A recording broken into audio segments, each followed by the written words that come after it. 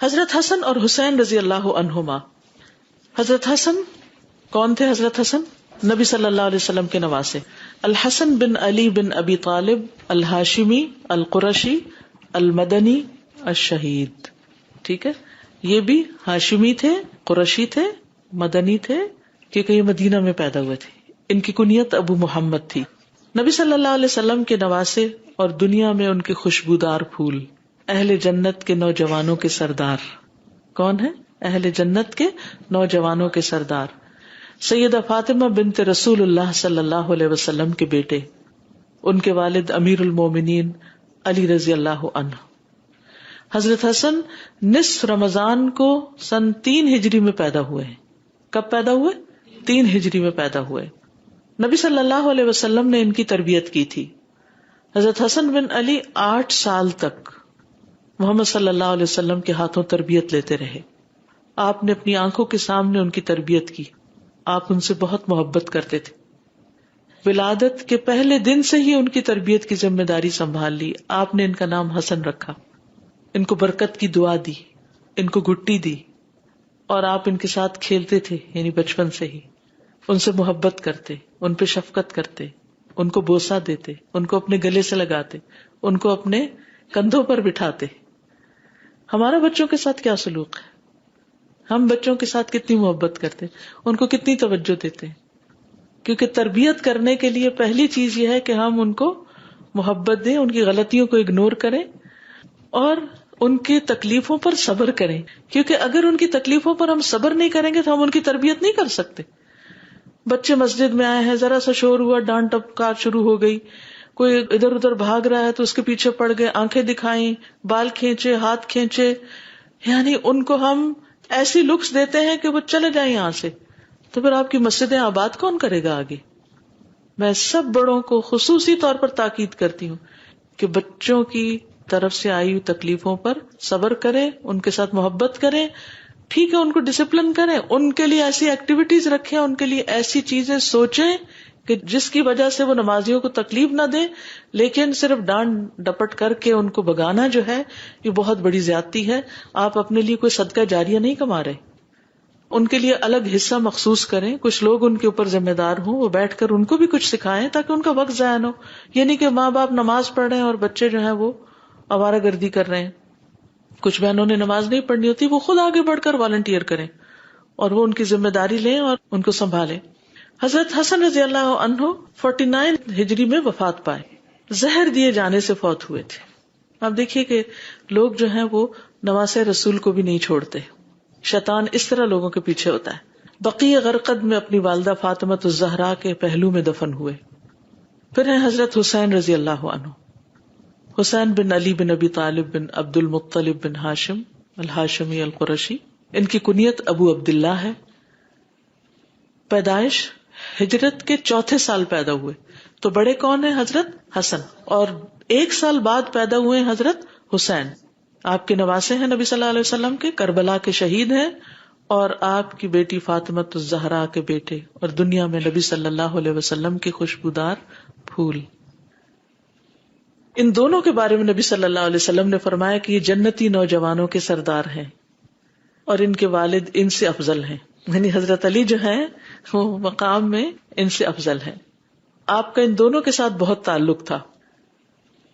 حضرت حسن کی جب پیدائش ہوئی تو حضرت علی نے ان کا نام حرب رکھا.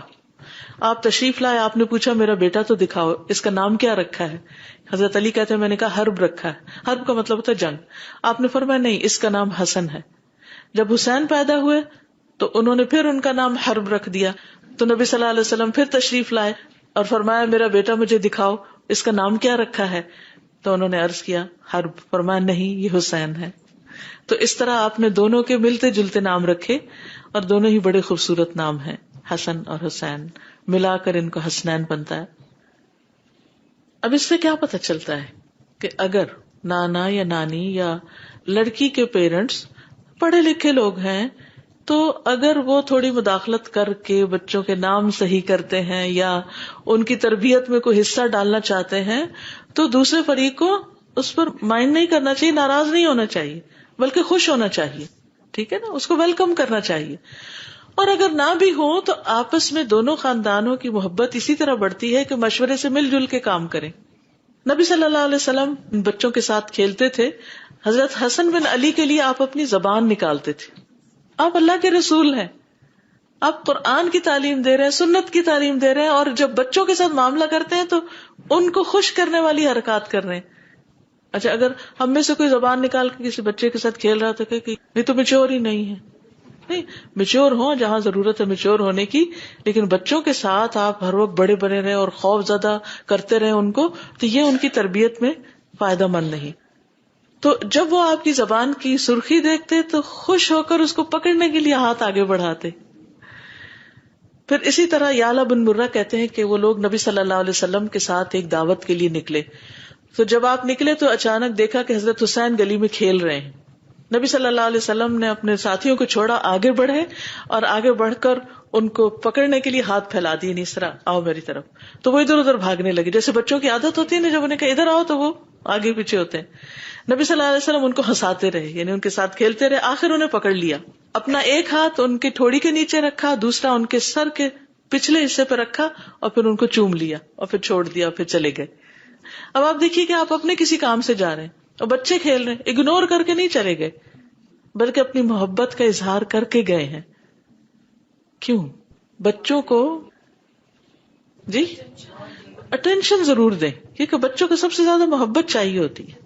اور پھر ایک بچے کی تربیت صرف ماں باپ نہیں کرتے, نانا نانی, دادا دادی, پورا خاندان, کنبا, قبیلہ, کہتے کہ پورا ولیج ایک بچے کی تربیت کرتا ہے, پوری سوسائٹی کر رہی ہوتی ہے. تو ہر ایک کو اپنا حصہ ڈال دینا چاہیے. کسی کا بھی بچہ ہو, پیار محبت سے آپ اس کو دیکھتے ہیں, اس کو کچھ بھی سکھاتے ہیں.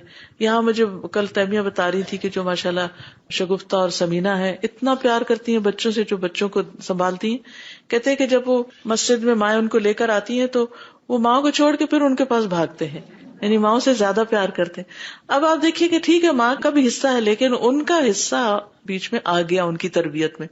ان سے جو کچھ ان بچوں نے سیکھا پیار محبت اور شفقت کی وجہ سے, اس ساری زندگی ان کی شخصیت کا ایک حصہ رہے گا.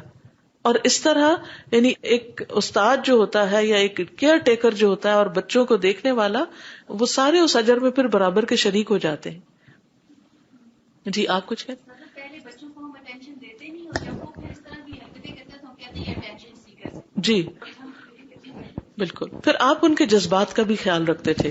ایک دفعہ رسول اللہ صلی اللہ علیہ وسلم پچھلے پہر کی 2 نمازوں ظہر یا عصر میں سے کسی نماز کے لیے باہر تشریف لائے, جب آپ حسن یا حسین کو اٹھائے ہوئے تھے.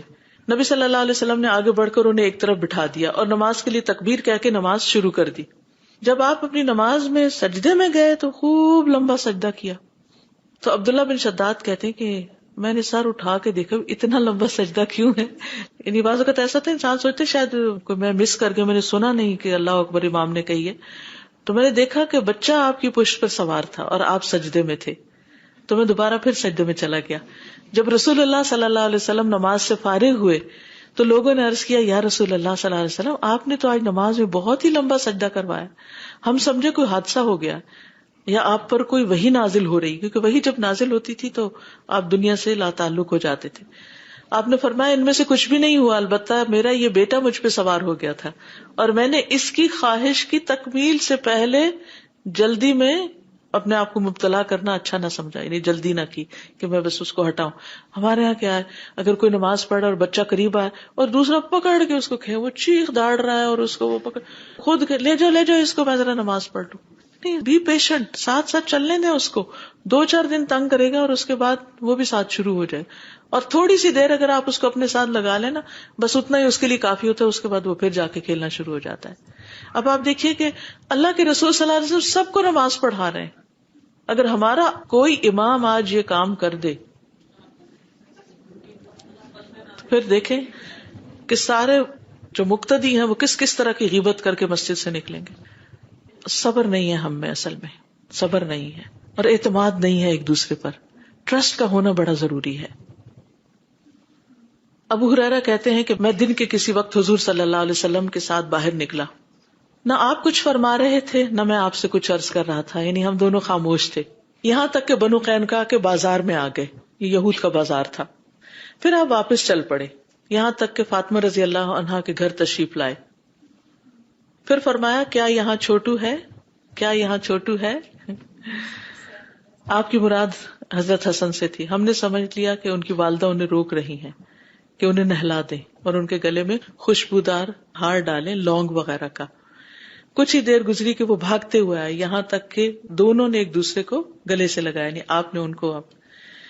تو رسول اللہ صلی اللہ علیہ وسلم نے فرمایا اے اللہ میں اس سے محبت کرتا ہوں، تو بھی اس سے محبت فرما، اور جو اس سے محبت کرے تو اس سے بھی محبت فرما. میں بھی محبت کرتا ہوں یا رب تو بھی محبت کر، اور جو بھی اس سے محبت کرے تو ان سب سے محبت کر. تو آپ دیکھیے کہ اگر ہم چاہتے ہیں کہ اللہ سبحانہ وتعالیٰ کی محبت ہمیں حاصل ہو تو ہمیں کیا کرنا چاہیے؟ آپ کے اہل بیت سے محبت کرنی چاہیے، حضرت حسن حسین سے محبت کرنی چاہیے، حضرت فاطمہ سے محبت کرنی چاہیے. یہ آپ کے محبوب ترین لوگ تھے. پھر اسی طرح آپ صلی اللہ علیہ وسلم نماز پڑھتے، حسن اور حسین دونوں کھیلتے اور آپ کی پشت پہ آ کے بیٹھ جاتے. مسلمانوں نے ایک مرتبہ ان کو پکڑا کہ دور لے جائیں. جب آپ نے سلام پھیرا تو کہا کہ ان کو چھوڑ دو. آپ نے فرمایا میرے ماں باپ قربان جائیں، جو مجھ سے محبت کرے اسے چاہیے کہ وہ ان دونوں سے محبت کرے. یعنی اگر واقعی تمہیں اللہ کے رسول سے محبت ہے تو پھر جن سے آپ محبت کرتے تھے ان سے بھی محبت کرو. حضرت عائشہ فرماتی ہیں کہ نبی صلی اللہ علیہ وسلم صبح کے وقت اس حال میں نکلے کہ آپ اپنے اوپر ایک ایسی چادر اوڑے ہوئے تھے کہ جس پر سیاہ بالوں سے نقش بنے ہوئے تھے. اسی دوران میں حضرت حسن بن علی آ گئے، آپ نے ان کو اپنی اس چادر کے اندر کر لیا. پھر حسین آ گئے، آپ نے ان کو بھی چادر کے اندر کر لیا. پھر فاطمہ آئی، آپ نے ان کو بھی چادر کے اندر کر لیا. پھر حضرت علی آئے، ان کو بھی چادر کے اندر کر لیا. تو آپ دیکھیے ذرا امیجن کیجیے سین کیا ہوگا کہ سارے آپ کی چادر کے نیچے. یہ بھی محبت کا ایک انداز تھا نا. ہم بچوں کے ساتھ ایسے کھیلتے ہیں، اور اگر بچے بڑے ہو جائیں، شادی ہو جائے ان کی، تو پھر تو ان کو ڈسٹینس پر ہی رکھتے ہیں. ہم تو ایسا کبھی سوچتے بھی نہیں کہ اچھا بڑے آ گئے ہیں تو بڑوں کا کیا ہے، بڑے بھی بچے ہیں نا، ان کو بھی آجو، تم بھی آجو. کتنا خوبصورت منظر اور کتنا خوبصورت انداز. اس سے گھریلو زندگیاں، خاندانی زندگیاں خوشگوار ہوتی ہیں. ہمارے گھروں سے خوشیاں کیوں ختم ہو گئی ہیں؟ محبتیں ختم ہو گئی، تکلف آ گئے ہیں، قدر نہیں رہی ایک دوسرے کی، ایک دوسرے سے بیزاری. ہم انتظار کرتے تھے دوسرا عزت کرے، دوسرا مجھے محبت کرے، دوسرا میری قدر کرے. کیوں نہیں آپ پہل کرتے، آپ شروع کر دیں. پھر اسی طرح حضرت اسامہ بن زید سے بھی آپ کو بہت محبت تھی. تو وہ کہتے ہیں کہ رسول اللہ صلی اللہ علیہ وسلم مجھے اپنی ایک ران پہ بٹھاتے، حضرت حسن کو دوسری پہ بٹھاتے. حضرت اسامہ بہت سیاہ رنگ کے تھے کیونکہ ان کی جو والدہ تھی ام ایمن وہ حبشی تھی، سیاہ فام تھی، اور حضرت حسن جو تھے وہ بہت سفید تھے. تو دونوں ایک دوسرے کا کنٹراسٹ تھے، ایک طرف بیٹھا ایک طرف بیٹھا ہے، اور آپ دونوں سے پیار کر رہے ہیں. اور آپ فرماتے اے اللہ ان دونوں پر رحم کر، میں بھی ان پہ رحم کرتا ہوں. اب اس میں حضرت زید جو تھے وہ آپ کے منہ بولے بیٹے تھے، بعد میں اس چیز سے روک دیا گیا، لیکن آپ کو حضرت زید سے بھی بہت محبت تھی. اسی لیے حضرت زید کے جب باپ اور چچا ان کو لینے کے لیے آئے، انہوں نے خود انکار کیا کہ ہم نہیں جائیں گے. نبی صلی اللہ علیہ وسلم نے ان کو اختیار دیا تھا. تو بہرحال اب آپ دیکھیے کہ بعض اوقات آپ اپنے بچوں سے تو پیار کر رہے ہوتے ہیں، لیکن کوئی دوسرا بچہ پاس کھڑا دیکھ رہا تو آپ اس کو نہیں بلاتے.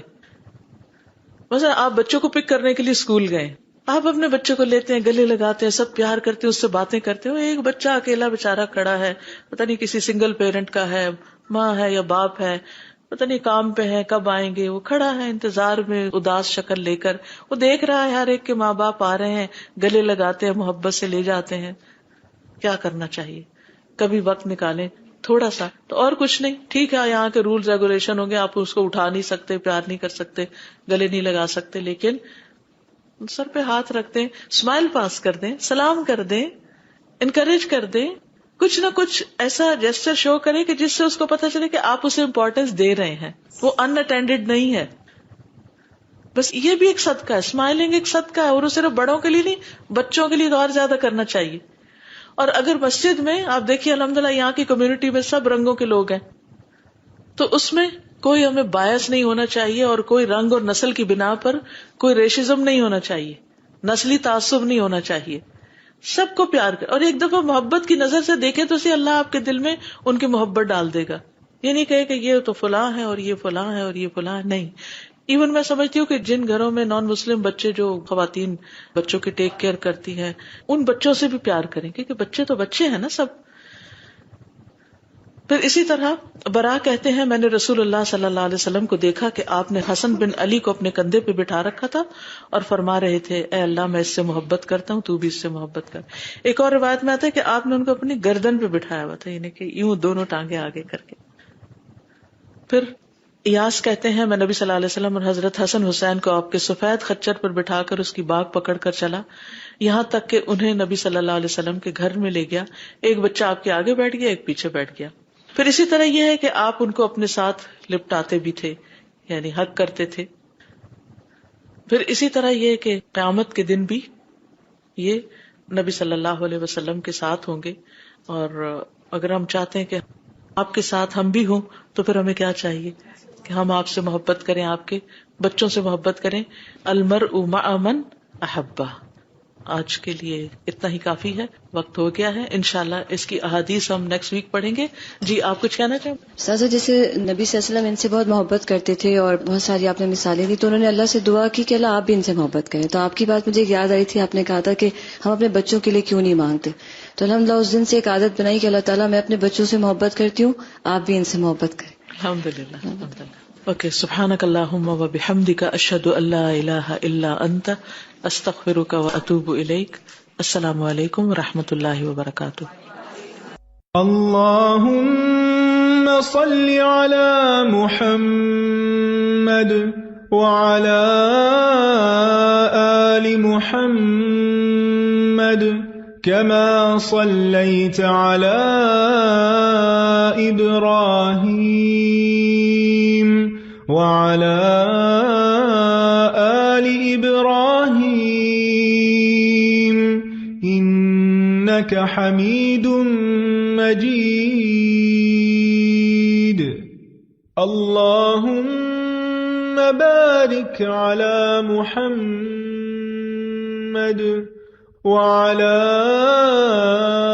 آل محمد كما باركت على إبراهيم وعلى آل إبراهيم